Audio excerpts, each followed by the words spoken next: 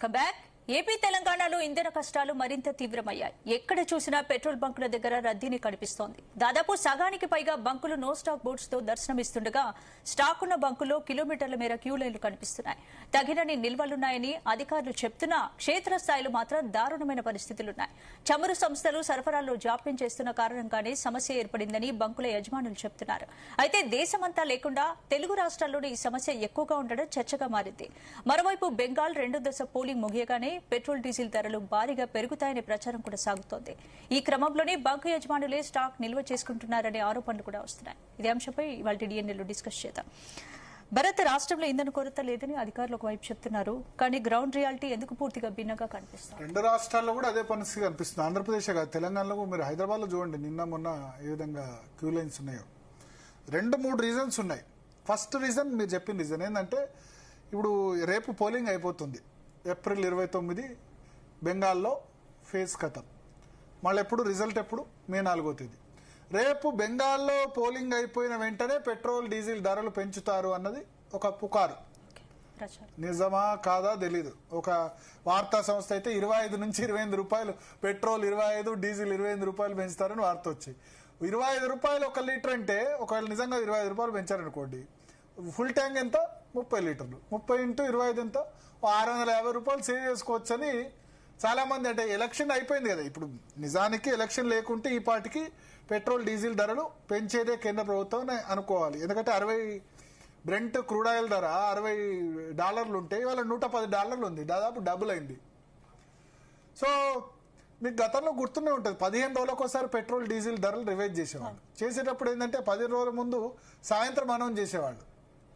ఈ అర్ధరాత్రి నుంచి ధరలు అనగానే కథం పెట్రోల్ బంకుల ముందు ధరలు పెంచితే గనక ఏం చేసేవాళ్ళు? క్యూ. తగ్గితే గనక ఎవరు ఉండేవాళ్ళు కదా, రేపటి నుంచి తగ్గుతాయంటే ఎవరు ఉండేవాళ్ళు, రేపు కొట్టిద్దాం అనుకునేవాళ్ళు. సో ఇప్పుడు ఏంటంటే 2 సంవత్సరాలుగా అట్లే ఉన్నాయి. పెట్రోల్ డీజిల్ ధరలు పెంచలేదు, తగ్గించలేదు. రష్యా ఉక్రెయిన్ యుద్ధ సమయంలో 2022లో చివరిసారిగా పెంచారు. అప్పుడు $120లకు వచ్చింది క్రూడ్ ఆయిల్ ధర. ఆ తర్వాత మళ్ళీ తగ్గి మళ్ళీ యథావిధిగా $60 ఉంది. ఇన్ఫాక్ట్ పార్లమెంట్ ఎన్నికల ముందు $2, $3 కేంద్ర ప్రభుత్వం తగ్గించింది. అప్పటి నుంచి యాజ్ గా ఉన్నాయి, పెరిగినా తగ్గినా అదే విధంగా ఉన్నాయి. సో ఇప్పుడు లాస్ట్ 2 months గా ఫిబ్రవరి 20న ఇరాన్, అమెరికా, ఇజ్రాయెల్ వార్ మొదలైన తర్వాత చాలా ఇబ్బంది అవుతుంది. సో ఇప్పుడు ఈ ఎలక్షన్ కాగానే ఈ యుద్ధం కనుక ఎలక్షన్ సమయంలో వచ్చింది, రాకపోతే ధరలు ఎప్పుడో పెంచేవాళ్ళని మన అంచనా. ప్రపంచ దేశాల్లో అన్ని దేశాల్లో పెంచారు, ఆమె పెంచని దేశం అంటూ లేదు కదా. ఒక సౌదీ అరేబియాలో తప్ప పాకిస్తాన్ నుంచి మొదలు పెడితే బ్రిటన్, యూరోపియన్ కంట్రీస్, అమెరికా అన్ని దేశాల్లో కూడా పెట్రోల్ డీజిల్ పెంచారు. ఎందుకు? రేట్లు పెరిగాయి కాబట్టి. సో 2 సంవత్సరాలుగా ముడి చమురు ధరల వల్ల లాభాలు కూడా జరిగాయి, పెద్దగా లేకపోవడం వల్ల. కానీ నష్టం జరిగినప్పుడు 2 నెలలుగా నష్టం వస్తుంది కాబట్టి కేంద్ర ప్రభుత్వం ఏ నిమిషమైనా పెంచొచ్చన్న ప్యానిక్. ఒక్కడు మొదలైతే ఇంకోటి అవుతాడు కదా. అప్పుడు నాకు గుర్తుంది, 2000 కరోనా సమయంలో ఉప్పు షార్టేజ్ వస్తుందని పోయి హైదరాబాద్లో ఉప్పు షార్టేజ్ వస్తుందంటే అర్ధరాత్రి పోయి ఉప్పు బస్తాలు కొనుక్కున్నారు. అంటే ప్రజల మైండ్ సెట్ ఏంటంటే, ఒక గొర్రె పోతే ఇంకో గొర్రె వెంట పోయినట్టు, ఒక చీమ పోతే ఇంకో చీమ పోయినట్టు ప్రజల మైండ్ సెట్ అట్లా ఉంటుంది. అంటే గొర్రెలు అనడం ఉద్దేశం కాదు. అంటే మీరు ఆలోచించండి, కోటిలో బేగం బజార్లో అర్ధరాత్రి పూట ఉప్పును హైదరాబాద్లో ఎగబడి కొన్నారు. రేపటి నుంచి ఉప్పు షార్టేజ్ వస్తుందని ఎవడో వాట్సాప్లో పెడితే. ఎందుకు కొన్నారు? అంటే ఉప్పు షార్టేజ్ అన్నది ఉంటుందా ప్రపంచంలో? మీరు ఆలోచించండి. ఆలుగడ్డలు, టమాటాలు అంటే పండుతాయి, కానీ సముద్రం ఉన్నంతకాలం ఉప్పు ఉంటుంది కదా. సముద్రంలోంచి లవణాలు తయారైతే ఉప్పు షార్టేజ్ అన్నది ఏది రాదు కదా. ఎందుకు ఉప్పు షార్టేజ్ వస్తుంది? పైగా ఉప్పు మనం ఎంత వాడతాం? 1 కిలో కదా, నెలకెంత? 1 కిలోనో 2 కిలోలో వాడతాం ఒక సగటు ఫ్యామిలీ, అంతే కదా ఉప్పు వాడేది. ఉప్పు బస్తాలు కొనుక్కున్నారు, 10 కిలోలు 20 కిలోల బస్తాలు 20 కిలోల బస్తాలు కొనుక్కుపోయారు. అట్లా ఉంటుంది. కరోనా సమయంలో లాక్డౌన్ అనగానే అసలు కూరగాయలు, కిరాణా సామాన్లు 3 నెలలు కొనుక్కున్నారు. అట్లా ఉంటుంది పానిక్ బైక్. ఇప్పుడు ఏదో రేట్లు పెరుగుతున్నాయనో లేకపోతే పెట్రోల్ లేదని ఒకటి మాట్లాడగానే బంక్ దగ్గర రద్దీ చూడగానే ఇంకోళ్ళు కూడా అదే. సో అదొకటి తయారైంది. రెండోది, ఇక ఇప్పుడు ఆంధ్రప్రదేశ్లో వచ్చిన దానికి సమస్య ఏంటంటే, పానిక్ బయింగ్తో పాటు ఆయిల్ కంపెనీలు ఏం చేస్తున్నాయంటే క్రెడిట్ ఇవ్వడం మానేస్తున్నాయి. క్రెడిట్ అంటే ఇంతకుముందు ఏం చేసేవాళ్ళు, 3 కంపెనీస్ ఉన్నాయి. IOC, Indian oil company, HP అంటే హిందుస్థాన్ పెట్రోలియం, బీపీసీఎల్ మీకు 3 బంకులు కనబడతాయి గవర్నమెంట్. ఐఓసి అంటే ఇండియన్ గ్యాస్ తయారు చేసేవాళ్ళు IOC, Indian Oil corporation. BPCL, British petroleum corporation limited. Hindustan petroleum, HP అంటే హెచ్పి సిలిండర్. భారత్ గ్యాస్ అంటే భారత్ పెట్రోలియం. సో ఈ 3 కంపెనీస్ ఉన్నాయి. తర్వాత నయారా, రిలయన్స్, ఇవి 2 కూడా ప్రైవేట్. సో ఇంతకుముందు ఏం చేసేవాళ్ళంటే ఈ పెట్రోల్ బంకుల్లో వీళ్ళు ఫ్రీ ఇచ్చేవాళ్ళు. ఏం ఫ్రీ ఇచ్చేవాళ్ళు? ఈ బంకుల వాళ్ళకి ఏం చెప్పేవాళ్ళు అంటే ఫ్రీగా మీరు ఒక 2 నెలల పాటు క్రెడిట్ ఇస్తామనేవాళ్ళు. ఎందుకు? ఈ ఐఓసి కానీ హెచ్పిసిఎల్ కానీ బీపీసీఎల్ కానీ మా బంకులో అంటే మా బంకులో కొనండి పెట్రోల్, డీజిల్ ఎస్పెషల్లీ డీజిల్ ఏంటంటే ఇప్పుడు లారీలో డీజిల్ పోయించుకున్నా, బస్సులో డీజిల్ పోయించుకున్నా, ట్రాక్టర్లో డీజిల్ పోయించుకున్నా, ఈ బంకుల వాళ్ళు బంకులు ఎక్కువైపోయినాయి కదా. ఇప్పుడు ఇంతకుముందు అంటే చాలా తక్కువ బంకులు ఉండే, ఇప్పుడు ఎక్కువైపోయినా కొద్ది పోటీ తత్వంతో ఏం చేస్తున్నారు, మా దగ్గర నీ బస్సులో ఇక్కడ చిన్న చిన్న వెహికల్స్ ఇప్పుడు బండ్లలో ఎక్కువ పట్టదు, కానీ బస్సులో అయితే. కానీ మీరు అక్కడ విజువల్స్ చూడండి, ముఖ్యంగా తెలుగు రాష్ట్రాల్లోనే ఎక్కువ కనిపిస్తుంది. అదే నేను చెప్తా, దానికి రీజన్ ఏందో చెప్తా. సో బస్సులో డీజిల్ పోయించుకోవాలంటే ఎక్కువ ఫుల్ ట్యాంక్, మీరు బండి ఫుల్ ట్యాంక్ అనుకోండి ఎంత 10 లీటర్లు, బస్సులో అయితే 100 లీటర్లు 200 లీటర్లు పోయించుకోవాలి. ట్రాక్టర్లు ఎక్కువ డీజిల్ పడతాయి. తర్వాత ఇంకా ఎక్కువ లీటర్ పట్టేది స్కూల్ బస్సులు, ట్రావెల్స్, లారీలు.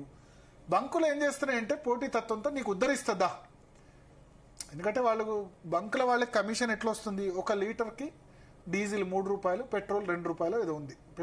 డీజిల్ 2 రూపాయలు, పెట్రోల్ 3 రూపాయలు కమిషన్ వస్తుంది. అంటే ఒక రోజులో వాళ్ళు 1,00,000 లీటర్లు అమ్మారనుకోండి, 1,00,000 ఇంటూ యావరేజ్గా 50,000 లీటర్లు డీజిల్, 50,000 లీటర్లు పెట్రోల్ అమ్మారనుకోండి, 50,000 ఇంటూ 2 1,00,000 రూపాయలు, 50,000 ఇంటూ 3 పెట్రోల్ కమిషన్ 1,50,000. అంటే ఒక బంకుకు ఒక రోజులో 2.5 లక్షల రూపాయలు లాభం వస్తుంది. సో ఎంత ఎక్కువ లీటర్లు అమ్మితే అంత లాభం, అంతేనా కదా. సో అమ్మడానికి ఏం చేసేవాళ్ళు బంకుల వాళ్ళు, వీళ్ళకు ఉద్ధరించేవాళ్ళు. ఎవరికి? బంకు నమ్మకస్తులున్న బస్సుల వాళ్ళకి కానీ లారీల వాళ్ళకి కానీ మా దగ్గర పోయించుకోండి, కూపన్లు ఇస్తారు కదా, కూపన్లు ఇచ్చి నువ్వు నెల తర్వాత కట్టు పర్లేదు నాకు, ఎందుకంటే లాభం. ఎంత ఎక్కువ పెట్రోల్ అమ్మితే, ఎంత ఎక్కువ డీజిల్ అమ్మితే వాళ్ళకి లాభం. సో ఇట్లా ఆయిల్ కంపెనీలు కూడా, ఇండియన్ ఆయిల్ కంపెనీ కానీ బీపీసీఎల్ కానీ హెచ్పిసిఎల్ కానీ వాళ్ళు కూడా ఏంది, ఎంత ఎక్కువ అమ్మితే అంత ఆ కంపెనీలకు లాభం కదా. రిలయన్స్ బంక్ అమ్మితే రిలయన్స్కి లాభం, ఐఓసి. సో వాళ్ళు ఏం చేసేవాళ్ళు, ఈ రిటైల్ బంకుల వాళ్ళకి, నువ్వు సరే ఇప్పుడు పైసలు తీసుకుంటున్నావు కదా, ఈ పెట్రోల్ ట్యాంకర్ తీసుకుంటున్నావు కదా, డీజిల్ ట్యాంకర్ తీసుకుంటున్నావు కదా, నువ్వు డబ్బులు ఒక నెల తర్వాత నాకు ఇచ్చినా పర్లేదు, ఎంత ఎక్కువ అమ్మితే అంత ఇండియన్ ఆయిల్కు పోటీ వేటికి మధ్య, ఇండియన్ ఆయిల్కు పోటీ, హెచ్పికి పోటీ, బీపీసీఎల్కి పోటీ. వాళ్ళు కూడా ఏంది, ఆ ఏ కంపెనీ ఎక్కువ అమ్మితే ఆ కంపెనీకి లాభం ఎక్కువ. ఎందుకంటే ఇప్పుడు బంక్ వాళ్ళ కమిషన్ ఎట్లాగో ఇండియన్ ఆయిల్ కంపెనీకి కూడా లాభం ఉంటుంది కదా. సో ఎంత ఎక్కువ అమ్మితే అంత లాభం.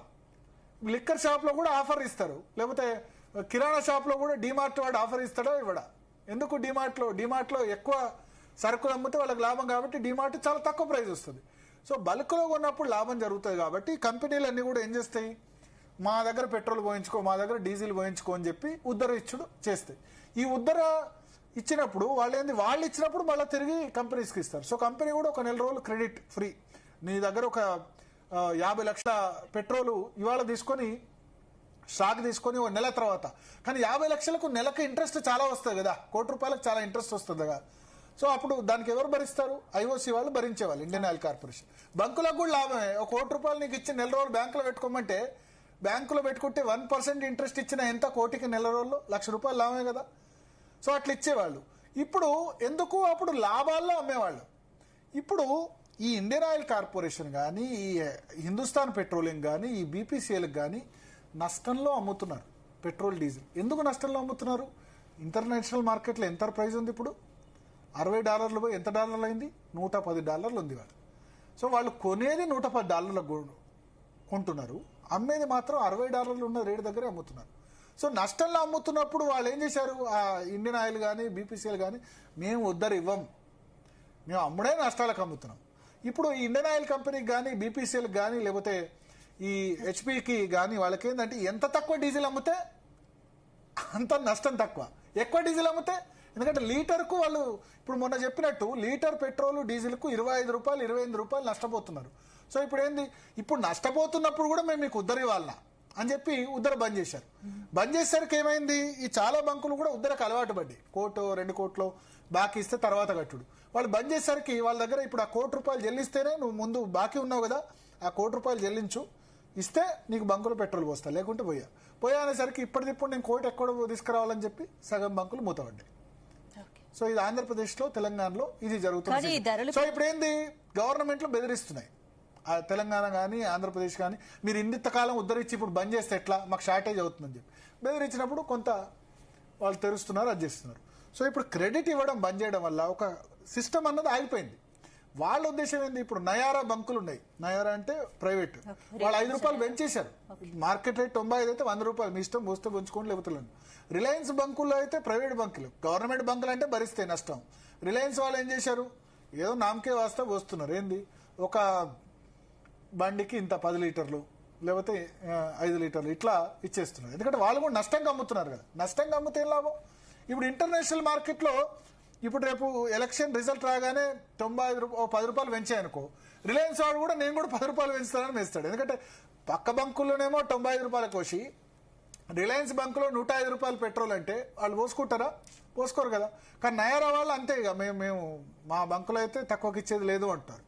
సో గవర్నమెంట్ వాళ్ళు గవర్నమెంట్ రేటు పెంచందే, ఎందుకంటే ఇవన్నీ ప్రభుత్వ రంగ సంస్థలు, Indian Oil Corporation, BPCL, HP, government పెంచితేనే రేటు పెంచగలుగుతారు. కానీ రిలయన్స్ నయారా వాళ్ళు పెంచుకోవాలంటే పెంచుకోవచ్చు, కానీ పెంచుకుంటే ఎవరు రారు బంకులకి. నయారా వాళ్ళు పెంచేశారు, రిలయన్స్ వాళ్ళు ఏమో రేషన్ చేశారు. సో ఇప్పుడు ఈ క్రెడిట్ ఆగిపోయింది కాబట్టి ఈ సమస్య వచ్చింది. ఈ క్రెడిట్ మొన్న చంద్రబాబు నాయుడు సీరియస్ కాగానే మళ్ళీ క్రెడిట్ ఇస్తామని చెప్పారు. రెండవది బల్క్ డీజిల్ అంటే ఇప్పుడు రేటు ఒక్కొక్కళ్ళకు ఒక్క విధంగా ఉంది. నార్మల్ వాహనదారులకు రేటు అదే ఉంది, కానీ బల్క్ డీజిల్ అంటే బల్క్ వాణిజ్యపరంగా యూజ్ చేసే డీజిల్ రేటు కేంద్ర ప్రభుత్వం పెంచేసింది. ₹95 మనకి ఇక్కడ అమ్ముతున్నారు కదా, యావరేజ్గా ₹95 డీజిల్ ఇప్పుడు హైదరాబాద్లో ఉంది కదా, అది ₹150 చేశారు బల్క్ డీజిల్. ఎందుకు, కేంద్ర ప్రభుత్వం కామన్ కన్జ్యూమర్కి నష్టం జరగకూడదు, కానీ వాణిజ్యపరంగా అంటే కమర్షియల్గా యూసేజ్ చేసేవాడికి మేము ఎందుకు సబ్సిడీ భరించాలని పెంచేసింది ₹150. ఇప్పుడు ఈ పెట్రోల్ డీజిల్ లేకపోతే aviation turbine fuel rate, aviation turbine fuel అంటే ఏటీఎఫ్ అంటే విమానాల్లో ఇంధనం. విమానాల్లో ఇంధనం ఏం చేశారు తెలుసా, ఇంటర్నేషనల్ ట్రావెల్ చేసే వాళ్ళకి అంటే అమెరికాకు, లండన్ ట్రావెల్ చేసే ఫ్లైట్స్కి పెంచేశారు. డొమెస్టిక్ వాళ్లకు కొంత తక్కువ పెంచారు, అయినా సరే వాళ్ళు భరించలేకపోతున్నారు. ఇవాళ విమానయాన సంస్థలు మేము ఇక బంద్ చేస్తాం అనే దగ్గరకు వచ్చాయి, ఇంత రేట్ అయితే కనుక ప్రయాణికులు ఎవరు ట్రావెల్ చేయట్లేదని. సో మీరు సిలిండర్లో కూడా తేడాలు ఉన్నాయి. ఏ cylinder, commercial cylinder, domestic cylinder. Domestic cylinder ఎంత, 900, కమర్షియల్ సిలిండరు ₹2000. ₹2000 పెంచినా సరే దొరకట్లే, సిలిండర్లు దొరకక హోటల్ కూడా బంద్ చేసుకుంటారు. ఇక అంత రేటు పెరిగిన తర్వాత మనకేం లాభం ఉందని కూడా బంద్ చేస్తున్నారు.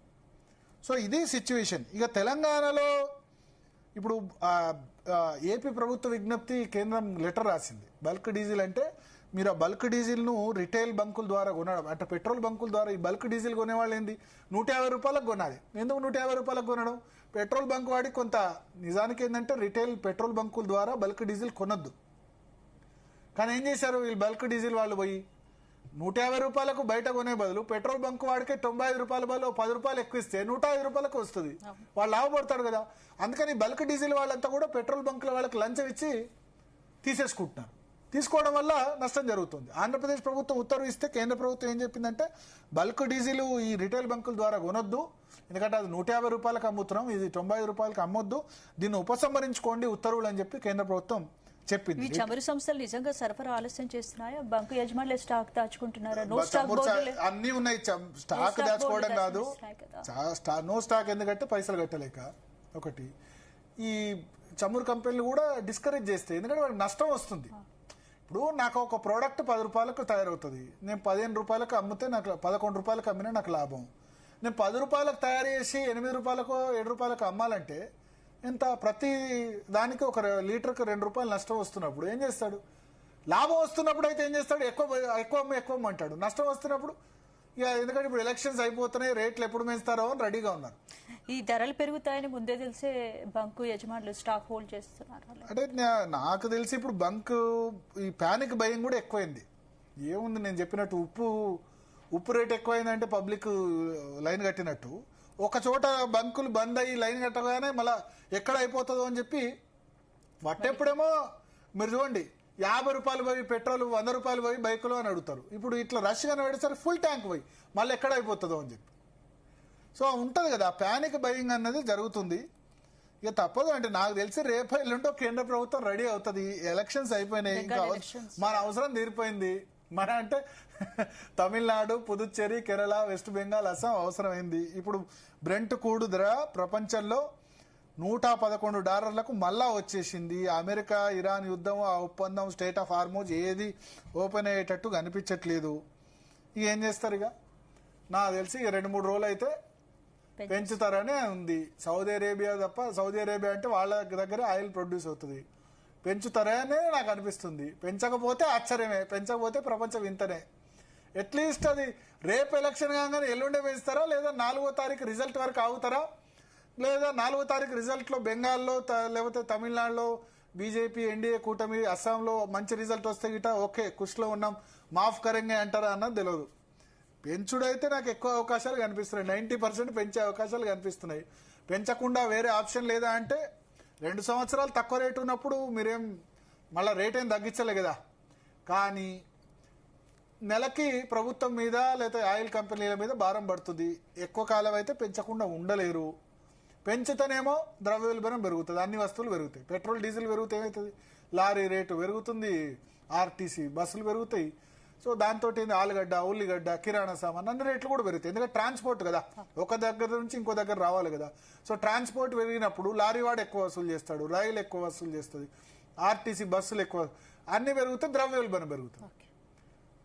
రేట్లు అన్ని రేట్లు కూడా పెరుగుతాయి. కూరగాయల నుంచి కిరాణా సామాను పెరిగితే అంత ఇన్ఫ్లేషన్, ద్రవ్యోల్బణం అన్న ఉంటుంది. ఇన్ఫ్లేషన్ లాస్ట్ 2 years నుంచి కంట్రోల్లో ఉంది. ఈ రేట్లు కనుక కానీ 5 రూపాయలు పెంచుతారా, 10 రూపాయలు పెంచుతారా, వాళ్ళు అన్నట్టు 25 రూపాయలు పెంచుతారా, 25 రూపాయలు పెంచకపోవచ్చు.